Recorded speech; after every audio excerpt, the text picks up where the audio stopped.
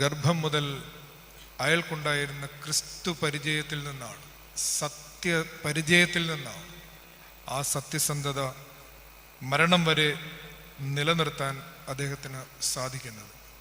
ഇങ്ങനെ സത്യത്തിന് സാക്ഷിയായി സത്യസന്ധതയുടെ ഭാഷ സംസാരിച്ചത് കൊണ്ട് ക്രിസ്തുവിന് വേണ്ടി ഒരു പുതിയ കാലാവസ്ഥ നിർമ്മിക്കാൻ ആ ചെറുപ്പക്കാരന് പറ്റുന്നുണ്ട്. എത്രയോ നിരാശാഭരിതമായ ഒരു കാലമാണത്. മതത്തിൻ്റെ കാപട്യം, മതപുരോഹിതന്മാരുടെ കള്ളത്തരം, ഹെരോദാവിനെ പോലെ അധികാരം ദുർവിനിയോഗം ചെയ്യുന്ന രാഷ്ട്രീയക്കാർ, ഏത് കാലത്തും ഇതെല്ലാം ഉണ്ട് എന്ന് വെച്ച് നിരാശപ്പെടാനല്ലല്ലോ നമ്മുടെ യൗവനത്തോട് ചരിത്രം ആവശ്യപ്പെടുന്നത്. നമ്മുടെ യൗവനങ്ങളോട് ചരിത്രം ആവശ്യപ്പെടുന്നത് നിരാശപ്പെടാനല്ല, സത്യം സംസാരിക്കാൻ, ക്രിസ്തുവിന് വേണ്ടി വഴിയൊരുക്കാൻ, ശാശ്വതമായ ഒരു സമാധാന പിറവിക്ക് വേണ്ടി ആർജവത്തോടെ നിലകൊള്ളാൻ. ഇങ്ങനെയൊക്കെ അല്ലെങ്കിൽ പിന്നെ എന്തിനാണ് നമ്മൾ ഈ പെരുന്നാളൊക്കെ ആചരിക്കുന്നത്? ഇത്തരം ഓർമ്മകളൊക്കെ നമ്മളെ തട്ടി ഉണർത്തുന്നില്ലെങ്കിൽ പിന്നെ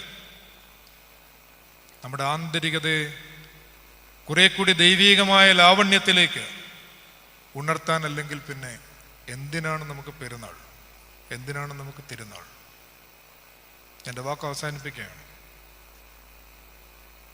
ഒരുപാട് സത്യം പറയുന്ന ആളുകളുള്ളത് കൊണ്ട് എന്താണ് സത്യത്തിൻ്റെ സ്വരമെന്ന് അറിഞ്ഞിരിക്കാൻ ഒരു ചെറിയ കഥയും കൂടി ഞാൻ പറയാം. ഒരു വഞ്ചി ദൂരദേശത്തേക്ക് പോവാണ്.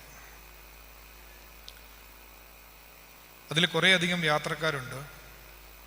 ആ യാത്രക്കാരോടൊപ്പം ഒരു ദരിദ്രനായ, ഒരു നിസ്വനായ ഒരു സന്യാസി കൂടി ആ വഞ്ചിയിലുണ്ട്.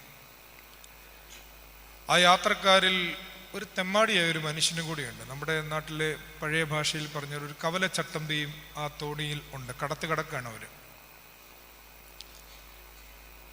ഈ തെമ്മാടിയായ മനുഷ്യൻ ഈ പാവം പിടിച്ച ആ സാധുവിനെ വല്ലാതെ ഇറിറ്റേറ്റ് ചെയ്യുന്നുണ്ട്.